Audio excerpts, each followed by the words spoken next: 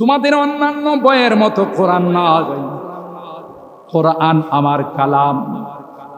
আল্লাহ বলেন বান্দাদের মুখস্থ করার জন্য আমি আল্লাহ তার সিনাটাকে খুলে দিয়েছি।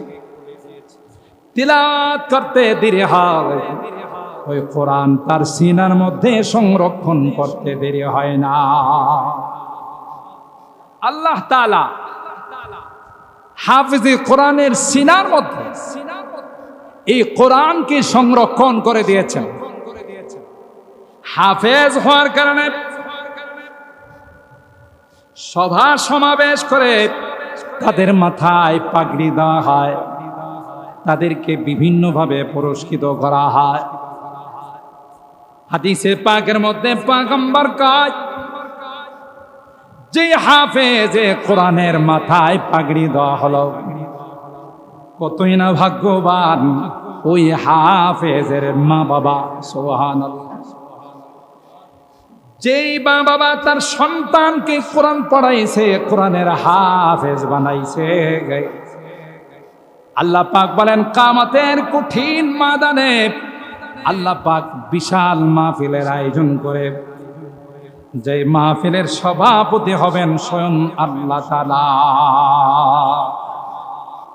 কে হবেন? সুবহানাল্লাহ। মাহফিলটা কি আজকের মাহফিলের সমানে হবে না একটু বড় হবে? কথা কয় না। ময়দানে নামান, বিশাল ময়দান, অথবা কোন কোন বর্ণনায় আসে ময়দানে মসজিদ। এই বিশাল ময়দানে আল্লাহ তাআলা বিশাল সেমিনার করবেন, যেই সেমিনারের সভাপতি হবেন স্বয়ং আল্লাহ রাব্বুল আলামিন। প্রধান অতিথি, চিফ গেস্ট, সরকারে দু আলম, মাহবুবি কিবরিয়া, সৈয়দুল কাউনাইন, সৈয়দুল সাকালাইন হযরত মুহাম্মদ আরবি সাল্লাল্লাহু তাআলা আলাইহি ওয়াসাল্লাম, তিনি হবেন ওই মাহফিলের প্রধান অতিথি। সুবহানাল্লাহ। তিলাওয়াত করে শোনাবেন।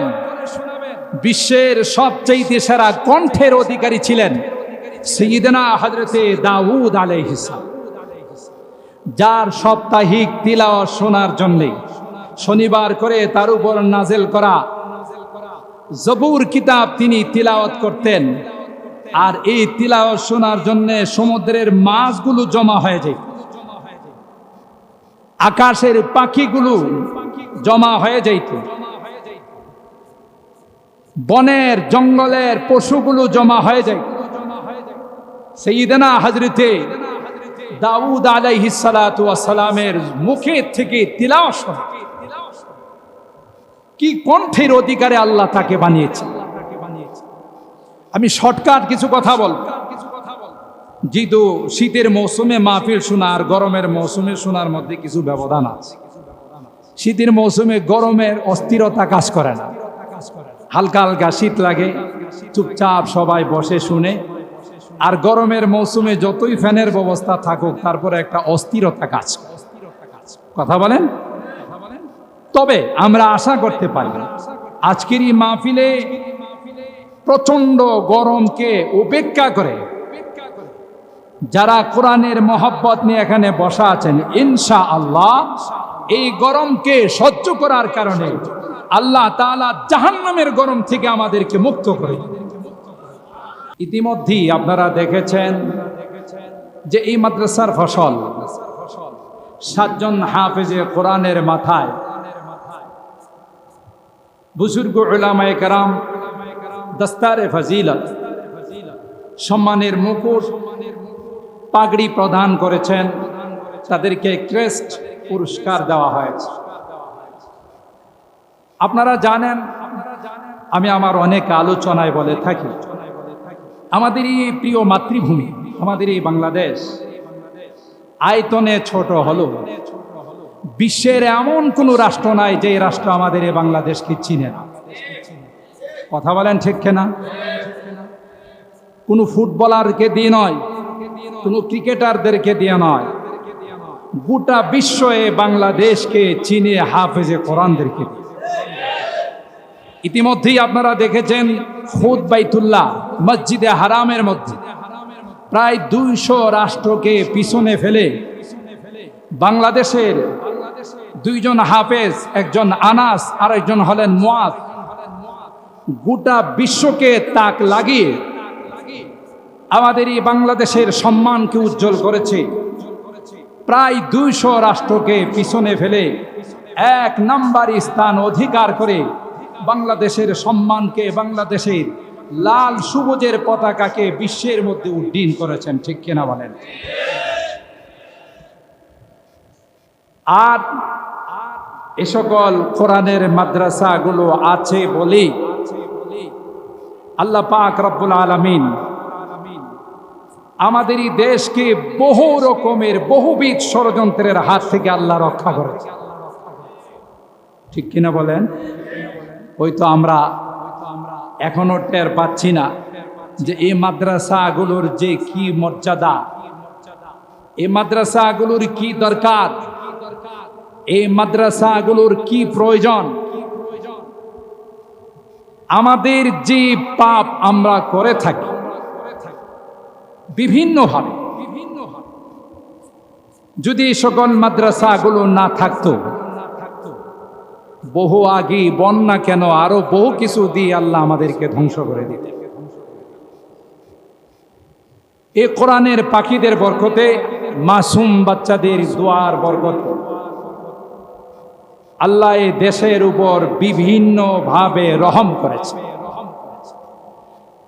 যে এলাকায় এই মাদ্রাসাগুলো থাকে ওই এলাকার মানুষগুলোকে আল্লাহ তাআলা আসমানি জমিনি বিভিন্ন রকমের বালা মুসিবতের হাত থেকে রক্ষা করে। একটা সময় ছিল অনেকেই বলতেন এই সকল মাদ্রাসাগুলোকে যে ব্যাঙের ছাতার মতো মাদ্রাসাগুলো গজে। আশা করি আর কোনোদিন এই কথা বলতে পারবেন না। কথা বলেন ঠিক কিনা?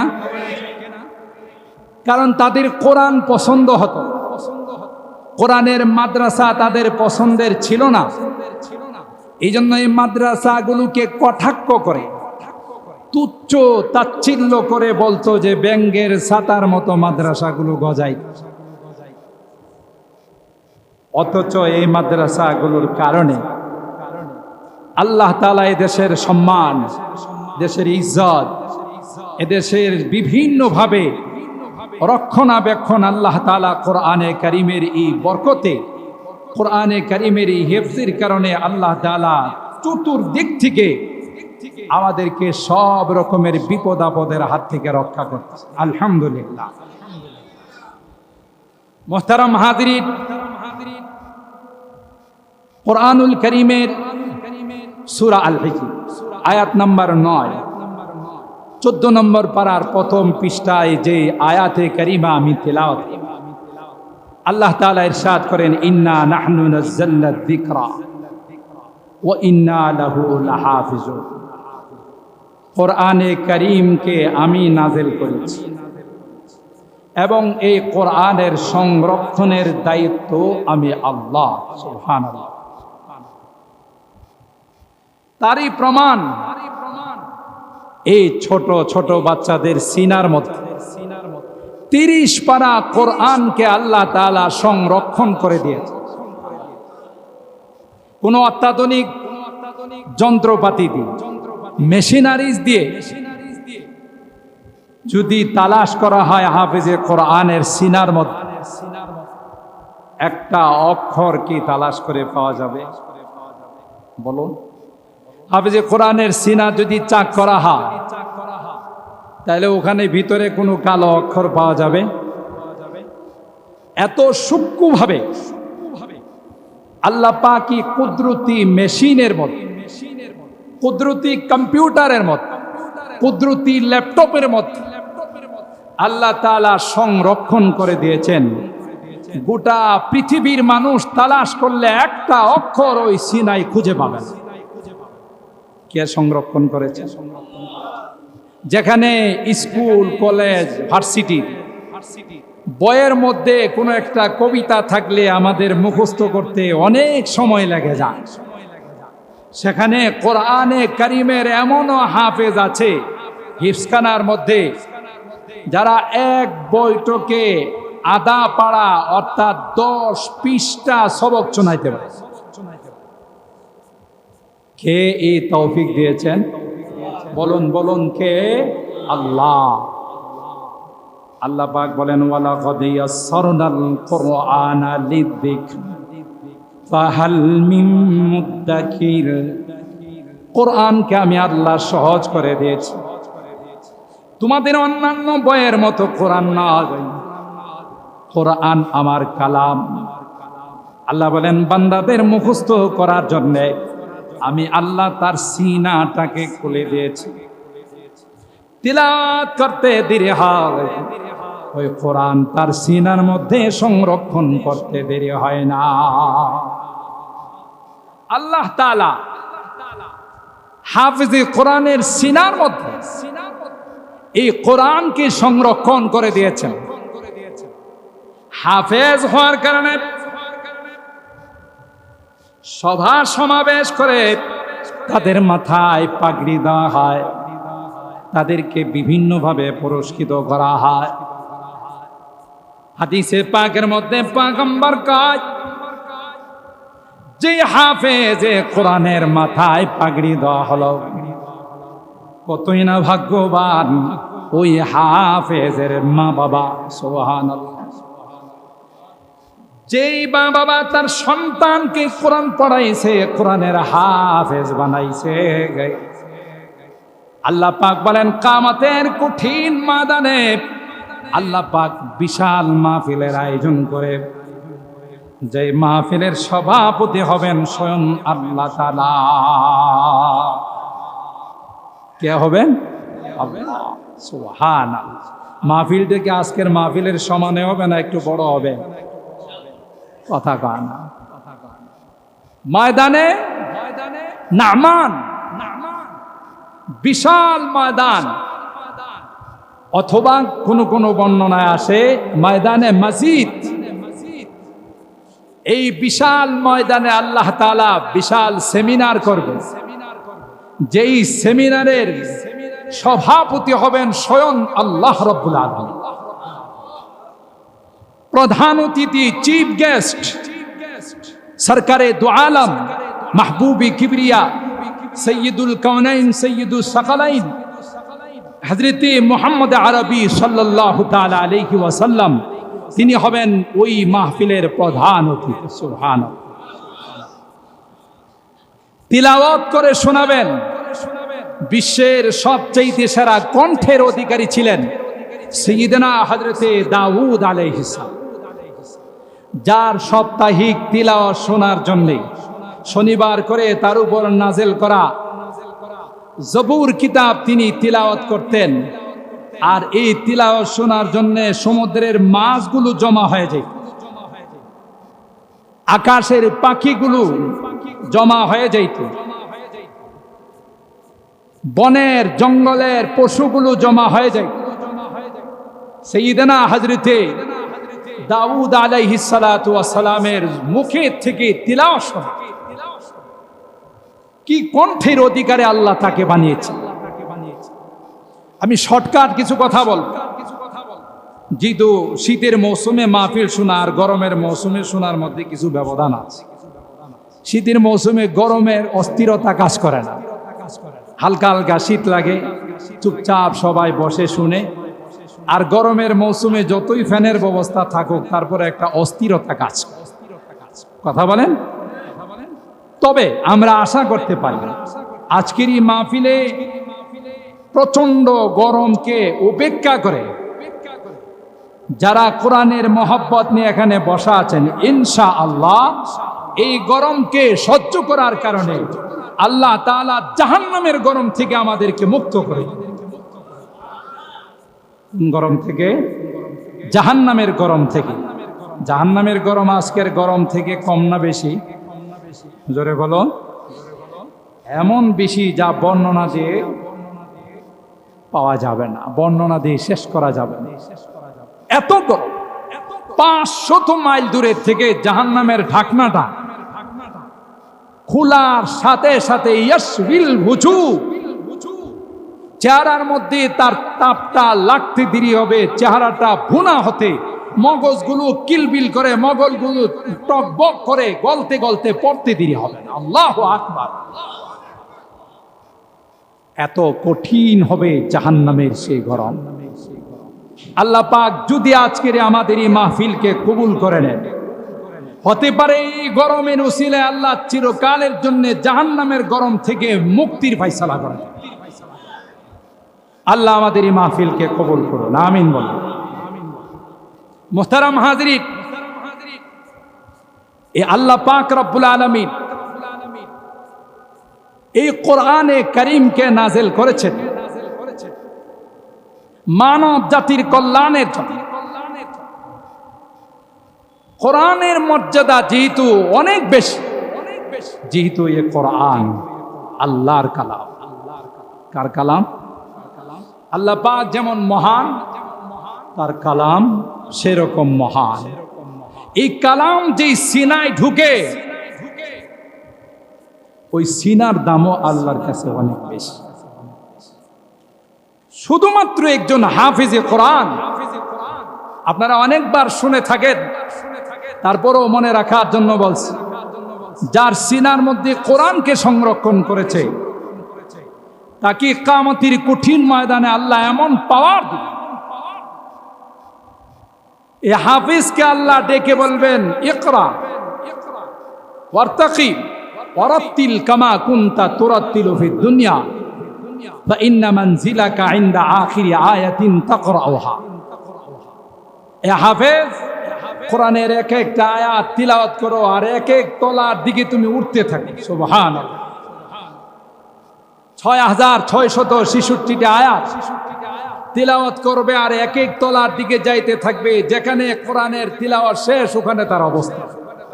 সুবহানাল্লাহ কইবেন না?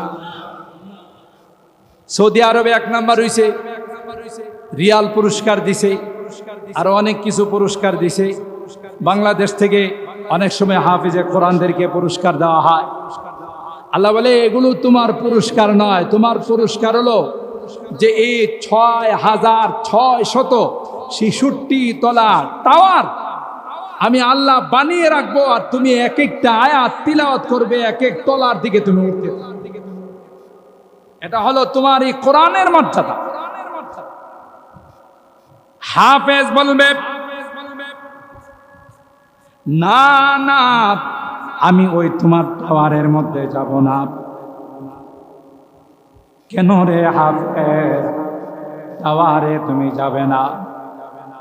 এই বড় বাকাইল মিজানুর রহমান হাফিজিয়া মাদ্রাসায় গই, আমি কষ্ট করে পড়েছি। মাদ্রাসা কর্তৃপক্ষ আমার পড়ার ব্যবস্থা করে দিয়েছিল, এলাকার মানুষ আমার খোঁজ খবর নিয়েছিল, লজিং রেখেছিল, জায়গা রেখেছিল।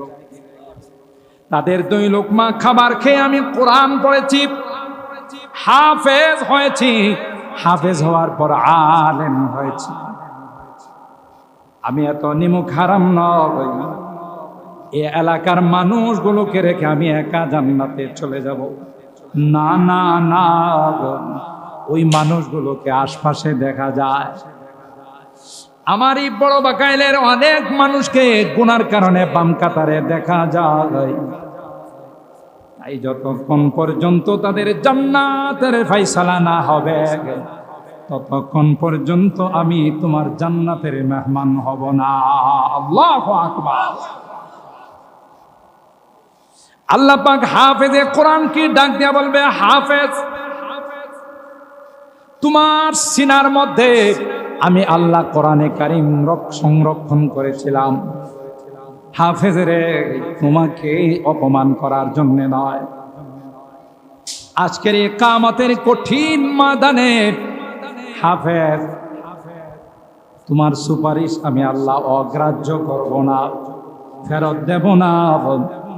যাও যাও, বাম কাতারে যারা আছে জাহান্নামের লাইনে, এদের থেকে যেই দর্শনকে তোমার পছন্দ হয়, যেই দর্শনকে তোমার ভালো লাগে, হাতে ধরে ধরে তুমি নিয়ে আসো, অথচ তাদের উপর জাহান্নাম ওয়াজিব হয়ে গিয়েছিল।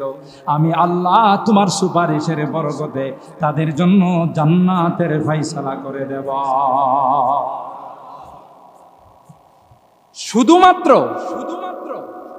একজন হাফিজে কোরআন হিফজ করছে, ফাস্তাযহারাহু ফাআহাল্লা হালালা ওয়া হাররামা হারামা, হালালকে হালাল হারামকে হারাম মাইনা চলছে, তারই যদি পাওয়ার হয়, যে